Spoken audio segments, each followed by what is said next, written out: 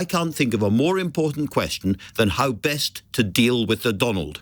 Let's hear next from a man who has followed Trump's ups and downs for many years, a biographer Donald Trump both loathes and pays attention to, Michael Wolff, whose latest book is called How Trump Recaptured America, All or Nothing.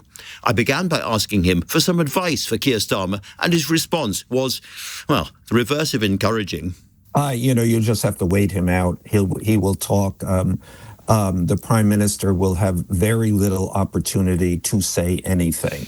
And Donald Trump will bluster and monologize and take up all the air in the room. And the only thing you really can do is just wait him out, let him run down. What he says is always at substantial odds from his actions.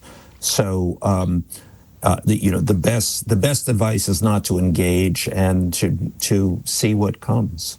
That's going to be very difficult because, in a sense, Starmer is going over there to advocate for President Zelensky, who Trump has recently described as being a dictator. Good luck with that. Good luck with that. You think there's not much he can do to win Trump round for that? No, there's not only not much he can do to win Trump over to that position, but there's not much of an opportunity he will have to say anything. I mean, it's interesting. I try to tell people this, and they don't. It's hard to fully appreciate. You cannot talk around Donald Trump. He just motor mouths the whole time. Whatever you say, whatever you try to inject, he either talks over or, if you're lucky, gives you a moment, but clearly you see in his eyes he's phased out. So it is all with Donald Trump broadcast. So is there nothing incoming? Is there really any point for other world leaders to go to the White House and talk to him, or does the mere fact of being in the same room as somebody at some level connect him to them? Yeah, I do not think that the latter is true. He is not connected to them. He is not connected to anyone. I mean, the opportunity, if you call it that, is to heap a level of flattery on Donald Trump, hyperbolic flattery that might possibly get through and win you a moment of goodwill. Because, I mean, one of the things that's going on, has happened here, is that the British Prime Minister has decided to quite starkly increase defence spending in a way that Donald Trump had asked him to do. And Pete Hegseth has said that's a very important step forward, and various other people on the Republican side in Washington have applauded that. Does that do no good for Britain, do no good for Keir Starmer when he's in the room at all?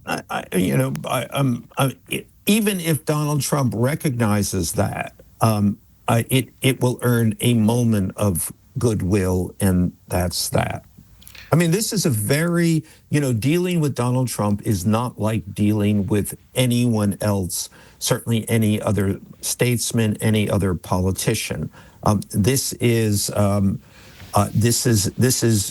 dealing with a man whose only concern is himself, the attention that he gets, whatever is on his mind. I mean, he's not, although he bills himself as the great deal maker, this is not really a transactional situation. This is just Donald Trump being Donald Trump. Well, good luck with that, Keir Starmer, I guess. Let me turn to the book, Mike. There are lots of really interesting things in it, but one thing that obsesses me is the relationship between Trump, J.D. Vance, and Elon Musk. And I had sort of assumed there'd be a natural rivalry between the two younger men to be the favoured son of Donald Trump. But you reveal that actually the pick of Vance for vice president was very much an Elon Musk, not a Donald Trump idea. Right, and for anyone, the vice president is always someone else's idea because Trump doesn't want a vice president.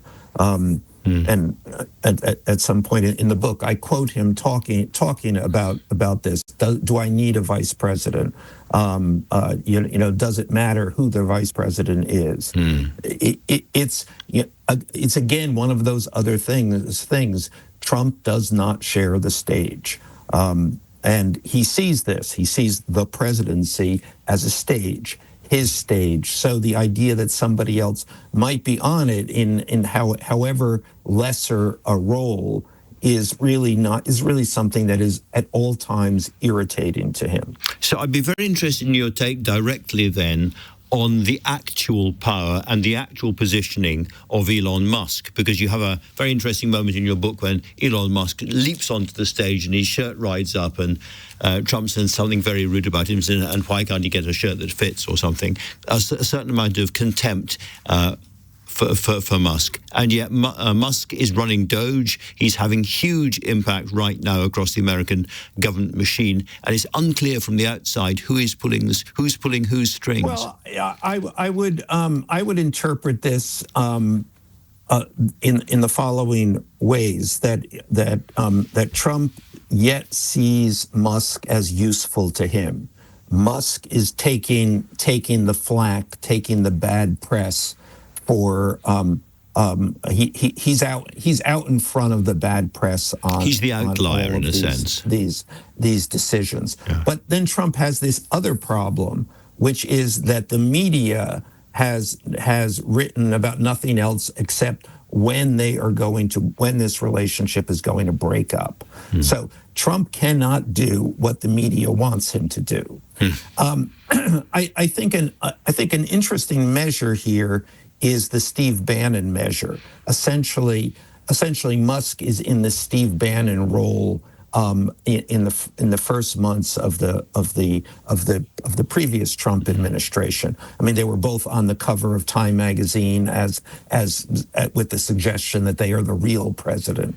And Steve Bannon lasted 6 months, and I think that's probably a pretty reasonable measure about how long. If he gets that long, because there's been this very strange video that's been circulating, going up in some government departments, of Elon Musk lying there with his bare feet being kissed by Donald Trump, which is exactly the kind of thing you would imagine to rile Trump in an immense way. And it will. I mean, this will be irritating, more and more irritating to Trump. And again, 6 months would be my call, just because it was the Bannon timeline, and Trump tends to do what he has always done in the past. Let me turn to the absolute core of what's going on at the moment, which is the relationship around Ukraine and Russia and Putin.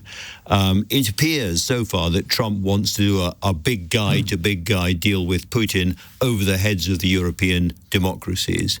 Is there anything that Europe can do to, as it were, infiltrate European leaders, above all Zelensky, into the process of peace, do you think? If so, I don't know, or it's above my pay grade, or this is a challenge, the likes of which the diplomatic community has never quite faced, and it obviously prompts the question: what is going on? I mean, this has been a question of long standing between Donald Trump and Vladimir Putin. There is clearly a mystery, or in something profoundly unknown at the heart of that relationship. It's alarming, disturbing, and from I think from where we all sit is the prognosis is not good. You've been writing about Donald Trump for a long time, the ups and downs and the rest of it. Your very, very interesting passage in this book after the near successful assassination attempt, when it was, you seem to suggest that he came very close to a complete mental breakdown as a result of that. I wonder what you have learned in the course of this particular journey. You start at Mar-a-Lago, when nobody believes he can ever come back again except Donald Trump, and we end today. What have you learned in this part of the journey that you didn't know about Donald Trump before? Well, I'm not sure I have learned anything new. What I have learned is just more of the same, but more that Donald Trump, Donald Trump and this is the fourth book I've written, has always had these fallen to the floor, been knocked to the floor, and then he gets up again. and that has been kind of always miraculous. But this is even more miraculous that he left the White House after 2 impeachments after January 6th in utter disgrace, disavowed by effectively every leader of his party. Leaving from Andrews Air Force Base, I remember, with this ragtag group of people seeing him off. And the fact that he could come back again, the fact that he himself was able to not accept, not even feel the humiliation that any other living human being would have felt, not to appreciate that he himself was living in disgrace, absolute disgrace, but to ignore all of that and then persevere then through 4 criminal indictments, which might have put him in jail for life. I mean, he has really done what I can't imagine any other human being, Napoleon maybe, to have been able to do, to just march on, to live in his own singular reality, and a reality that ultimately prevailed over the reality of everyone else. So, Michael, let me take it back to what's going to happen tomorrow and this extraordinary human being you've described. You imply that really Keir Starmer can do nothing but sit there, absorb it, listen and keep his mouth shut for as long as possible. There are people around him, there are people in British politics who say, no, Donald Trump respects strength and Keir Starmer should go in there, give him a piece of his mind, tell him a few home truths. What would be the result of that? Well, as I said, I don't see the opportunity for that. I mean, there is no way to interrupt Donald Trump. I can't emphasize this enough. Again, I say it is all broadcast. He doesn't even hear what you're saying. So I don't know how Starmer would pull that off. I mean, I suppose he could smack him,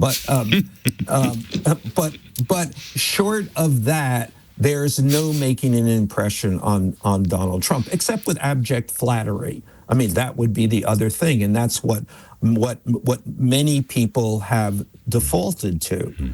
You just heap flattery on him, and then he will heap flattery back on you. That's the transaction. Now that's not going to get you what you want, but it is going to get you. It doesn't get you anything. It doesn't get you anything. The whole thing seems increasingly pointless. Oh, to be a fly on that wall. Michael Wolff, thank you very much for talking to LBC.